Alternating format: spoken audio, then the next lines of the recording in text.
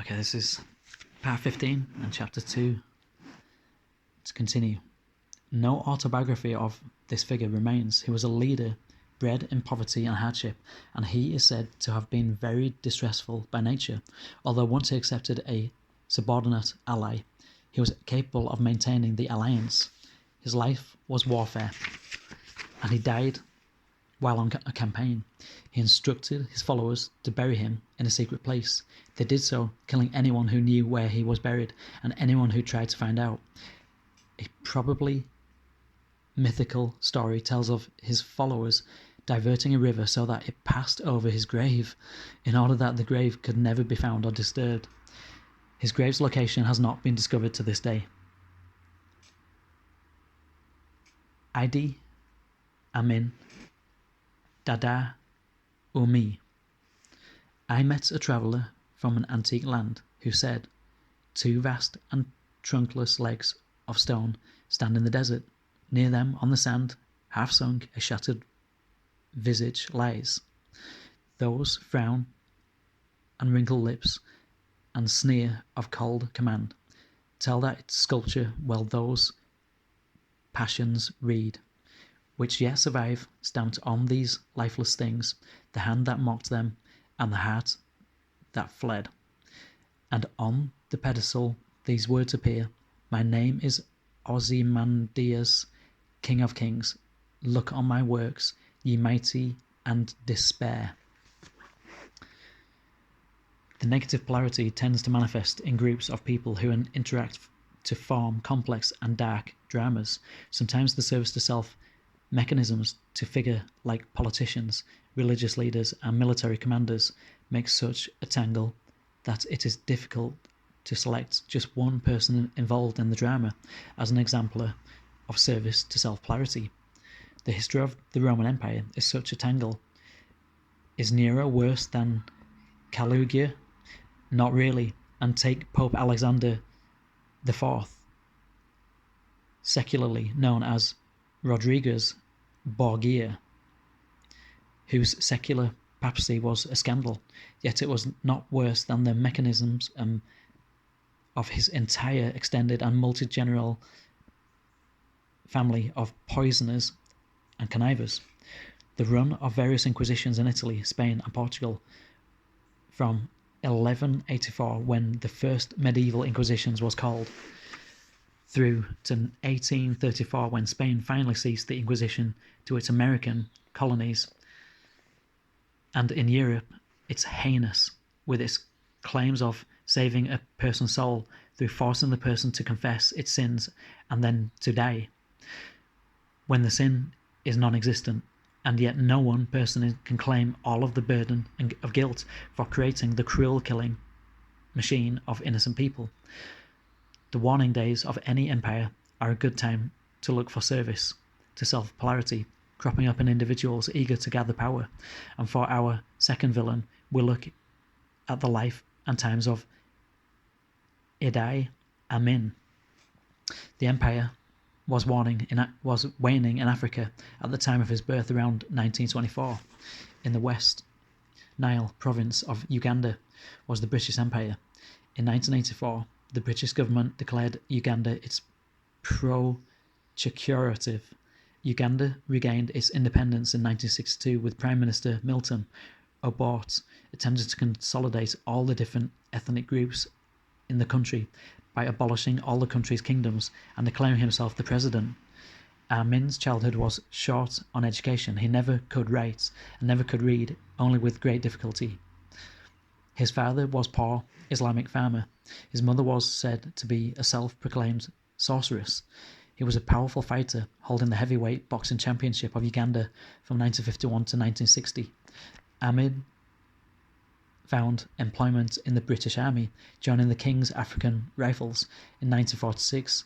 He rose in 1961 to the commissioned rank of lieutenant, the highest rank ever given to any man of colour in the British Army. That year he led troops to northern Uganda to put down an outbreak of cattle stealing. His methods included torture, beating people to death and burning them alive. He got away with the abuse because of all of Uganda wanted only to move on and unify the land so as to achieve independence from British rule. Obote, first the Prime Minister and then the President of Uganda, saw a useful ally in Amin. Amin responded by putting down another mutiny in Gija. In 1964, he was Uganda's connection to the Israelites, acting as a conduit for weapons procurement. When Obote and Amin got in trouble for smuggling gold, things soared.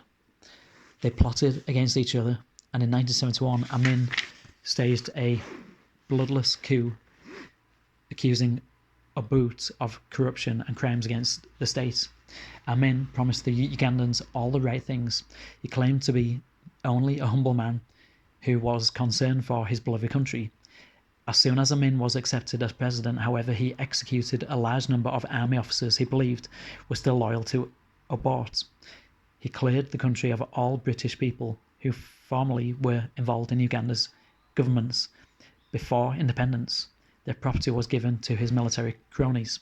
In 1972, Amin decided that he wanted to make Uganda a true black man's country. He expelled 80,000 Indians and Pakistanis.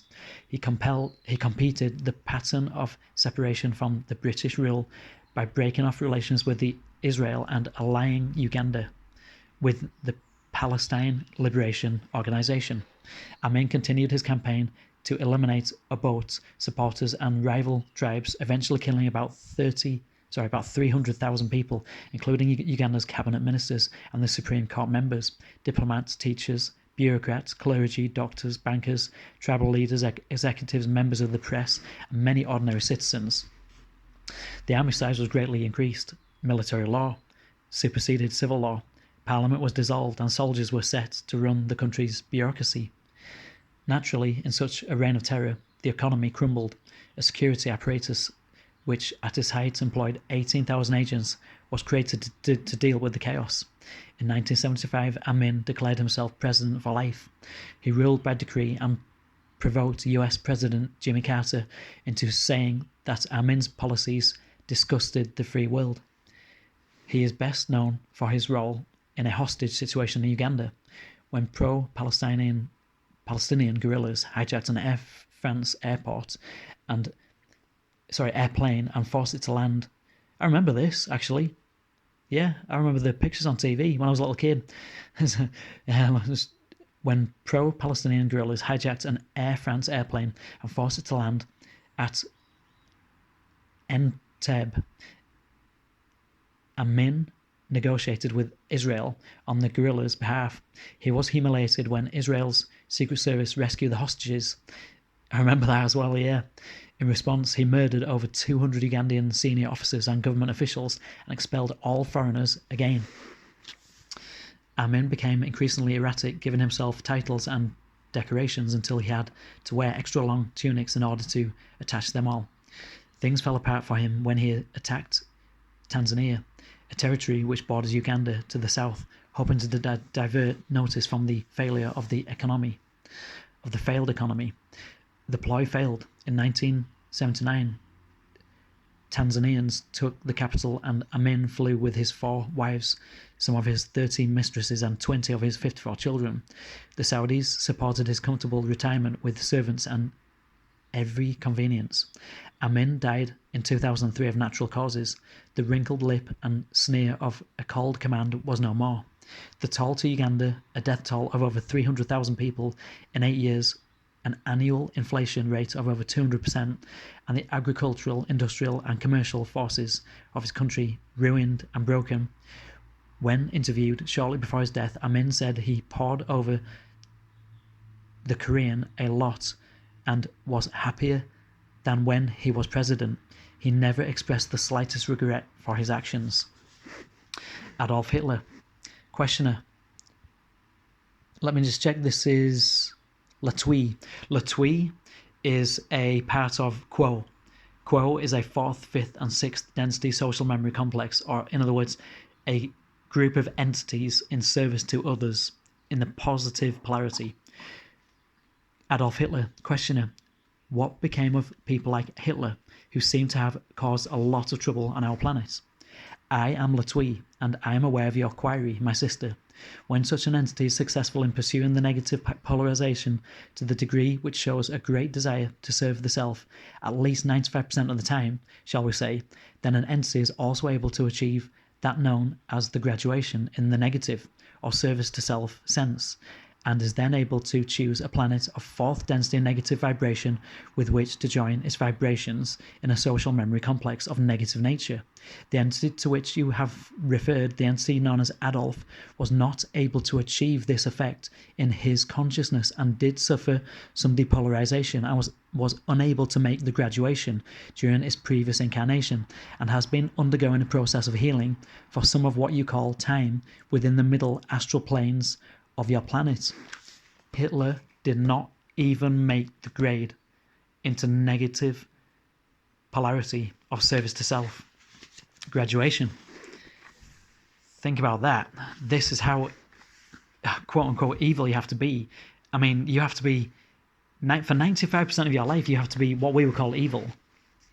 Adolf Hitler was born on April the 20th, 1989, the son of an illegitimately born customs official named Alois, I'm not even going to try and pronounce that second name, and Carla Porles, his doting mother in Austria.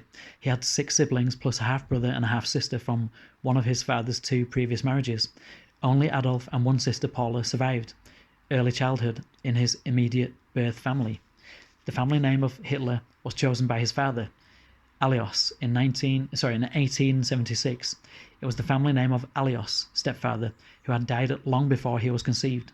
However, the recording clerk was not told this, so Alois became Alois Hitler.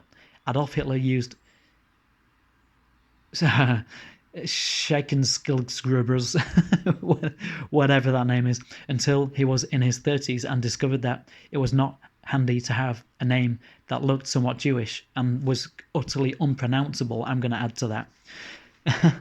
It is hotly disputed to this day whether or not Hitler carried a Jewish blood. With 2 world wars, destruction between the present day, and normally kept civil records, the truth of what will probably never be proven. However, Hitler himself was concerned that he might have Jewish blood, and so he turned to his father's birthplace into a target range later in his life. The place was completely obliterated, records, buildings, and all, down to the ground.